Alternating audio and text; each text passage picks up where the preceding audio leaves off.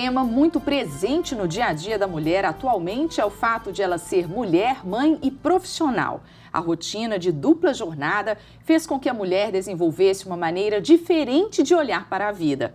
É sobre esse assunto que eu converso com a especialista em gestão financeira e controladoria, Mirene Buenos Aires. Mirene, bem-vinda. Obrigada. Mirene, a gente está aí no mês das mães, o mês de maio. É sempre bom a gente refletir um pouco sobre o papel da mulher na sociedade. Esses desafios são inúmeros compromissos, enquanto mãe, enquanto dona de casa, enquanto esposa, enfim, no mercado de trabalho. Como se multiplicar para atender todas essas demandas? Esse é o desafio da mulher contemporânea. Com certeza. E quando você tem filhos, né, a gente não tem uma rotina certa para acontecer. Mas eu falo que a programação, a mulher ter alguns hábitos que eu falo que até de gerenciamento empresarial em casa, planejamento mesmo. Planejamento, fazer uma lista. Eu falo que é deixar de sobrecarregar a mente para passar para o papel e distribuir as tarefas. Isso contribui demais para a mulher ela tentar botar o pé mais no chão. O que eu preciso fazer? Como que eu posso fazer? Quem pode me ajudar? Isso ajuda demais a mulher não ficar tão sobrecarregada. É interessante você dizer, como se fosse, ela vai colocar no papel mesmo, no computador, uma planilha daquelas ações. O dia da disciplina de um filho, a escola do outro, os horários, para conseguir se organizar, seria isso? Isso, pode até nem ser uma planilha, pode ser um papel simples, algo que efetivamente tenha funcionalidade para ela.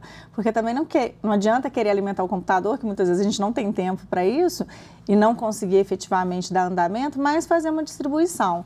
Eu falo que uma coisa muito importante que deve acontecer em casa, eu falo que a minha casa é a instituição principal que eu tenho na minha vida, é fazer reunião. Vamos sentar todo mundo, vamos conversar, vamos ver como que cada um pode contribuir. Eu tenho uma família onde são 5 pessoas. Você tem quantos filhos? São 3 filhos. Como que funcionam essas reuniões? Pois é, são diferentes idades, né? E a gente tem que administrar de acordo com que cada um já consegue absorver. Quais são as idades?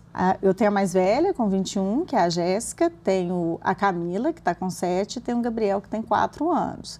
O Gabriel, da forma dele, já contribui. Colocar as coisas no lugar, saber, né, o que ele pode e não pode usar, brincou, tem que guardar. Quando chega da escola, guardar. Lavar a mão, isso.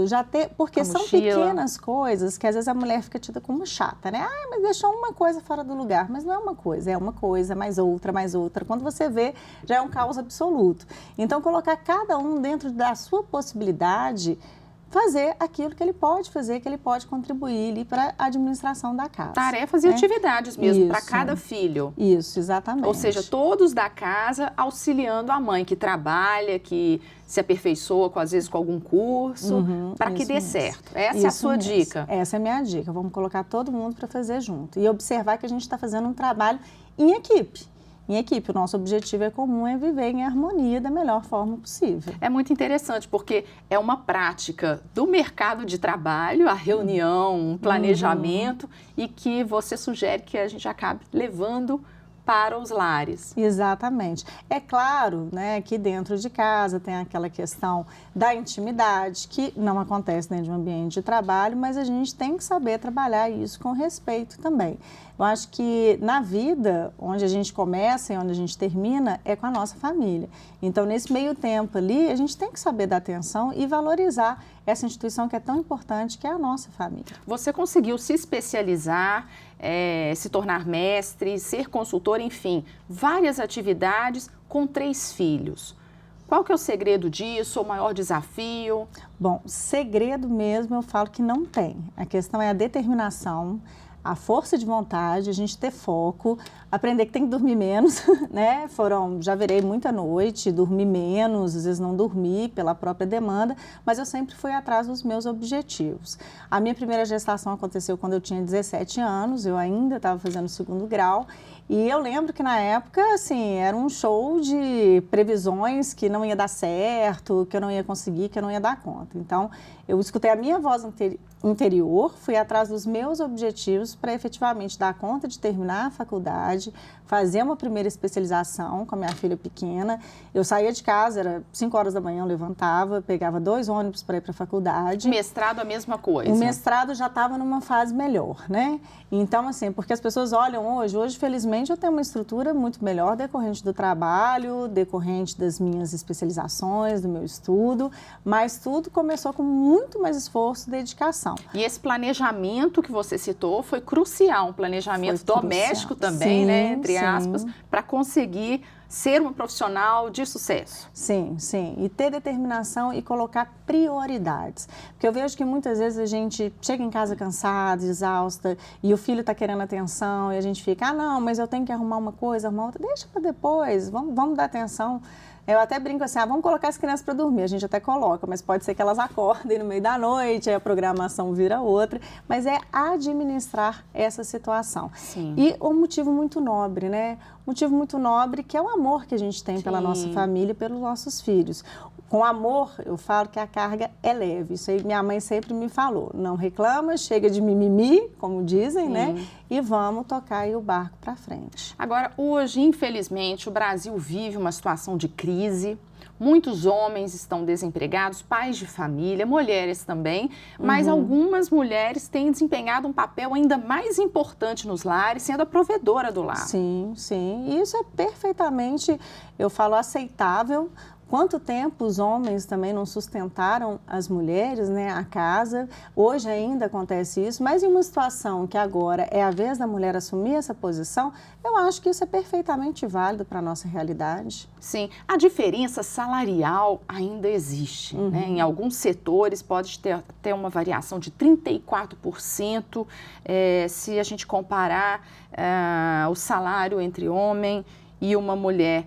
Como que a mulher pode driblar essa dificuldade no mercado de trabalho e conquistar o seu espaço? Bom, a mulher ela sempre tem que estar em constante busca de aperfeiçoamento.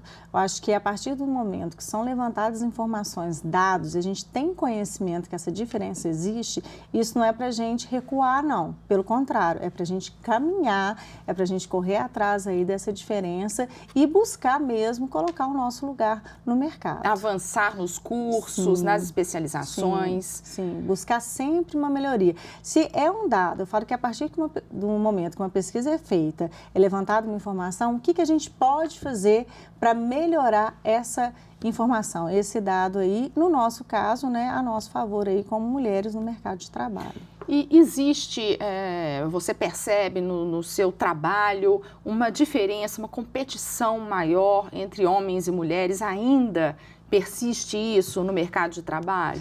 Persiste. A gente não pode padronizar o homem e a mulher. Cada um tem características específicas. Eu falo que em relação ao trabalho, isso deve ser até menosprezado, porque o que interessa em si é o trabalho que está sendo executado, conteúdo realizado. E resultado, Exatamente. Né? Então, não fazer essa diferença em função do sexo. Eu trabalho numa área que é extremamente masculina. Outro dia eu até comentei com meu esposo, eu estava numa reunião, tinham 8 pessoas, das 8 pessoas, 7 eram homens e só eu de mulher. Então, é uma área ainda que não é muito explorada, né, pelas mulheres, essa área financeira. Que é a área financeira, consultoria, enfim. Agora, contas para pagar, né? Cursos de pós-graduação para fazer, especializações, curso dos filhos. Como que a mulher também ela pode se planejar para conseguir organizar essas finanças e também manter o seu lugar no mercado de trabalho e continuar crescendo? Bom, eu volto àquela questão do planejamento, que é exatamente colocar no papel, fazer um plano, né? Ter um planejamento por escrito. Quais são as minhas metas, o que preciso fazer, como aí já que eu vou do fazer. Aspecto financeiro Isso, mesmo. do financeiro que está associado aos objetivos que a família tem. Eu quero estudar. Como é que funciona isso? Tenho recurso? Como que eu vou conseguir? Como é que vai ser o meu tempo? Como é que eu vou estabelecer metas. Isso. Usar o planejamento dentro de casa. E a gente aprende tanta ferramenta de gestão e muitas vezes vai deixando o o nosso lar de lado. Não, vamos pegar essas ferramentas. Eu falo até do plano de ação, que é o PDCA, né? Não é uma ferramenta nova em gestão, mas ele pode ser usado em casa, sim. A gente pode usar essa ferramenta. Como que a gente pode usar? Gente. Você já deu alguns pequenos exemplos, gostaria que você aprofundasse um pouco mais. Olha, eu acho que a gente pode usar. Primeiro, traçar o perfil, né, das pessoas que tem na casa. Vou dar o exemplo pessoal. Eu tenho 3 filhos, qual que é a idade deles, o que eu quero para eles, que tipo de curso, se eles querem fazer um esporte. No meu caso, acho que o próximo passo agora é um doutorado, esperar o pequeno crescer mais um pouco. Mas quando que eu vou fazer esse doutorado? O que eu preciso para fazer esse doutorado?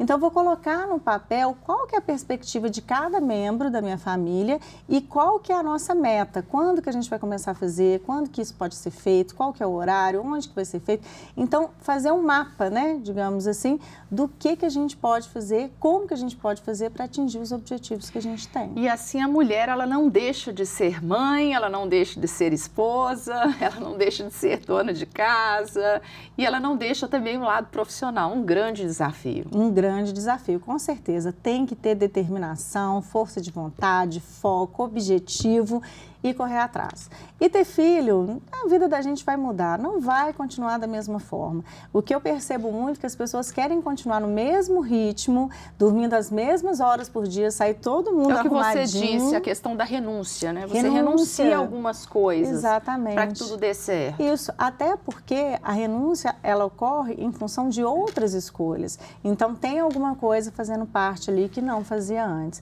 E o que eu quero? Um motivo nobre, né?